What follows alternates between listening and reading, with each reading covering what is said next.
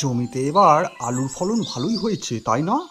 দেখো দেখো, এবার তো আলুর ফলন অনেক ভালো হয়েছে। আমরা এবার আলু বিক্রি করে অনেক লাভবান হব গো। কিন্তু তার আগে আলুগুলো তো তুলতে হবে। তা ঠিকই বলেছ।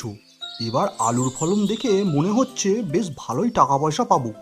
আমার তো আবার কিছু ধার দেনাও রয়ে গেছে, ওগুলোকে শোধ করতে পারবো। এদিকে সুব্রত বাড়িতে এসে বারবার তাগাদা দিচ্ছে তার ধারের টাকাগুলো শোধ করে দেওয়ার জন্য। হুম, তা তুমি এত ধার দেনা কেন করলে?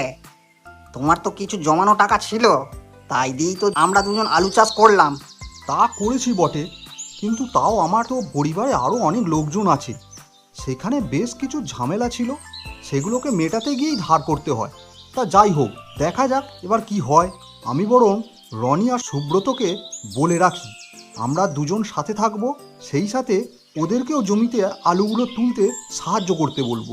এর জন্য তো আমরা ওদেরকে পারিশ্রমিকও দেবো, তাই না? ঠিক আছে, তাহলে আমার পাশের দুই বাড়ির পরেই তো রনির বাড়ি। আমি রনিকে বলে রাখবো, আর তুমি সুব্রতকে বলে রেখো, তাইলেই হবে। ঠিক আছে রে, আমি বলে রাখবো। তা কবে থেকে আলু তোলার কাজ শুরু করব? আজকে গিয়ে আমরা দুজনকে বলি, ওরা যদি আগামী কাল থেকে রাজি থাকে, তাহলে আগামী কাল থেকেই আলু তোলার কাজ শুরু করে দিই, কি বলো? ঠিক আছে, আমি তাহলে গেলাম, কাল দেখা হবে, কেমন?